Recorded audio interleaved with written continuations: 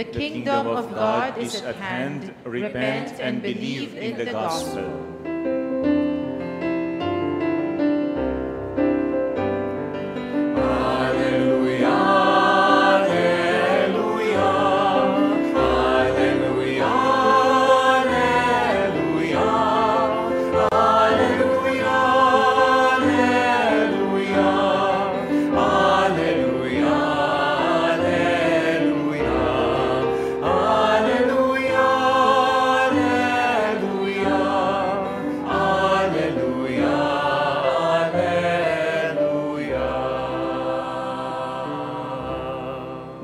Sisters and brothers, the Lord be with you. And with your spirit. A reading from the Holy Gospel according to Luke. Glory to you, O Lord. Jesus summoned the 12 and gave them power and authority over all demons and to cure diseases, and he sent them to proclaim the kingdom of God and to heal the sick. He said to them, "Take nothing for the journey, neither walking stick, nor sack, nor food, nor money, and let no one take a second tunic. Whatever house you enter, stay there and leave from there.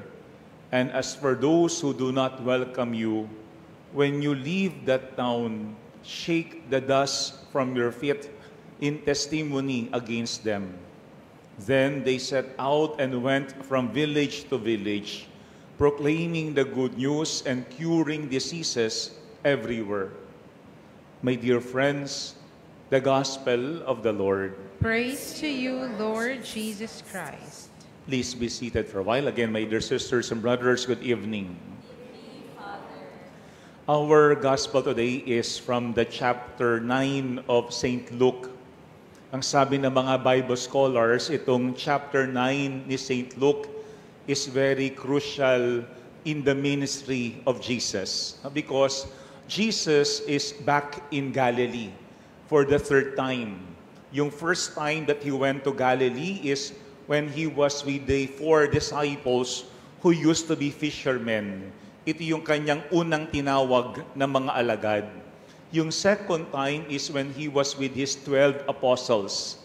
And then yung third time is in our gospel, wherein after summoning the disciples, Jesus had sent them to a mission. Ito yung time na yung mga alagad mismo ay hahayo, pupunta sa kanilang mission na hindi na nila mismo kasama si Kristo. Pero when we look at our gospel, what is very clear here is that Jesus is the one who had called them. And Jesus is the one who is empowering them and giving them the mission.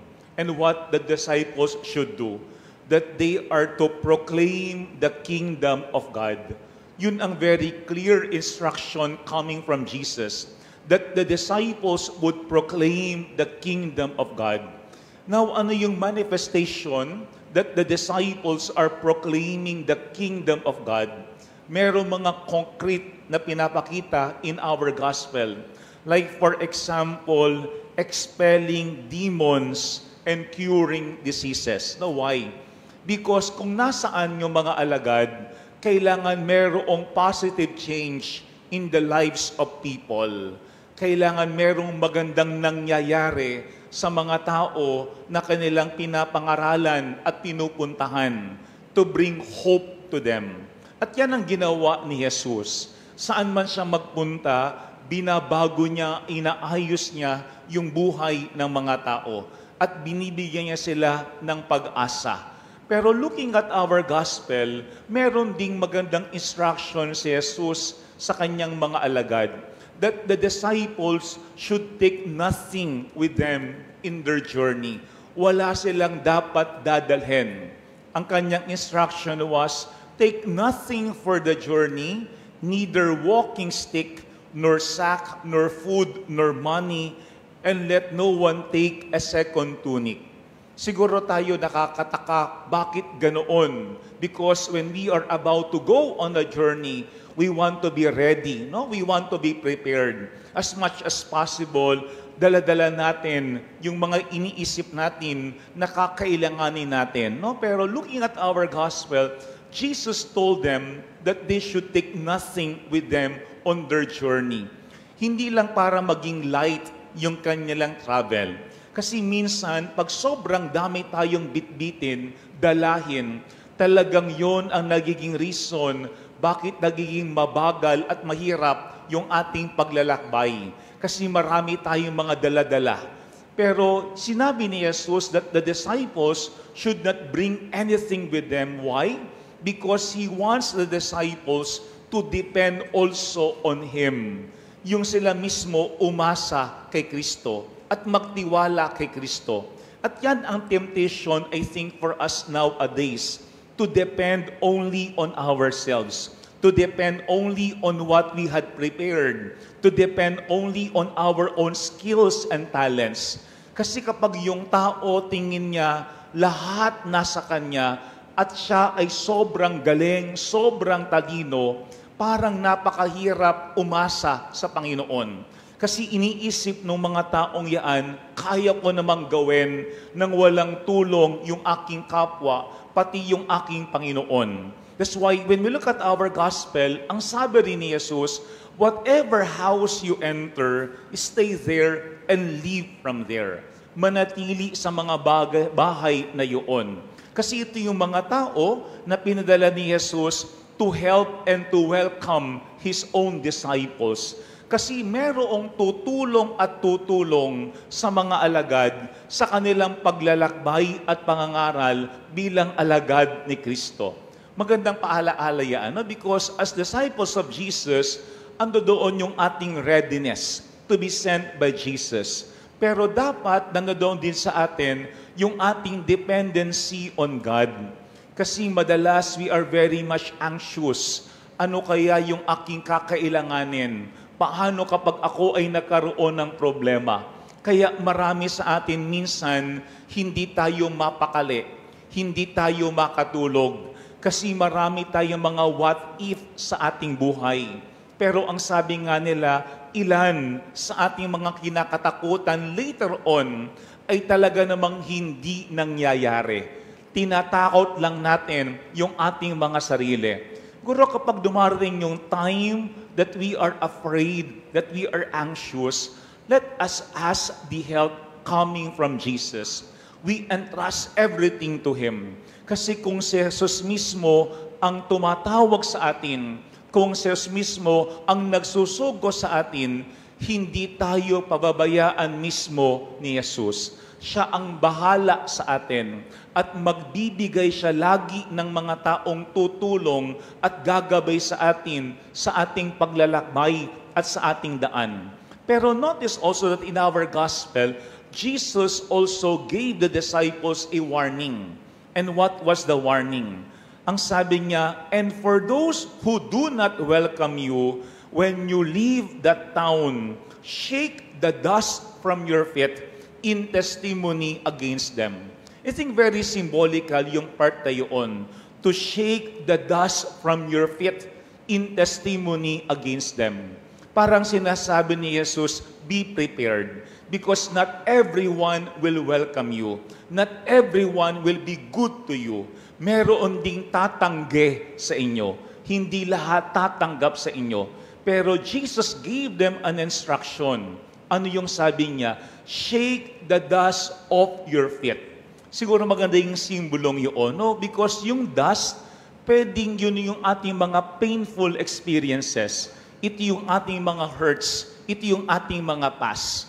Pero ang sabi ni Jesus, shake the dust. Agad-agad ipagpag. No? Because maaaring meron tayong tendency that when we get hurt, we bring the dust with us wherever we go. No, kaya nga minsan meron mga tao na naririnig natin paulit-ulit yung kanilang mga complaint, paulit-ulit yung kanilang mga angal, paulit-ulit yung kanilang mga testimony sa kanilang hurts in the past. Kaya nga ano ang sinasabi diyan ni Jesus? Huwag mo nang patagalin yung alikabok sa iyong kalooban, sa iyong puso. Kasi yun ang magpaparumi ng ating puso. At kapag naging marumi at mabigat yung ating kalooban, yun ang magiging daan para hindi nating maipahayag ang mabuting balita sa ating kapwa. Kasi kapag puro tayo pain, kapag puro tayo hurt, kapag puro tayo mga past, we will not be faithful in proclaiming the good news to other people. Ang ating ibabahagi lamang sa ating kapwa, yung ating mga sakit, yung mga sakit ng ating kalooban. And when we do that, we do not bring them hope. Tingin ko yan ang paalaala ng ating ebanghelyo sa ngayon. 3 things. Number 1, be faithful to the mission entrusted to us by God. And that is to proclaim the good news. Sana yung ating dala sa mga tao na ating nakakasalamuha, mabuting balita. To give them hope. Bigyan sila ng pag-asa. Pero pangalawa, let us also trust the providence of God. Huwag lang yung ating sarili, ang ating pagkatiwalaan. Ating hayaan din na tayo ay tulungan ng Diyos at ng ating kapwa bilang mga alagad ni Kristo. Kasi may mga bagay na minsan kaya naman nating gawin. Pero mahalaga din na merong tumutulong sa atin. Because we also have to recognize our dependency not only on God, but on one another. Pero pangatlo, let us always be focused on Jesus.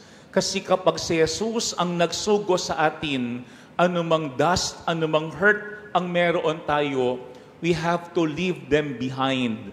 Para yung ating pinapangaral ay mabuting balita, hindi yung ating sama ng loob. Amen.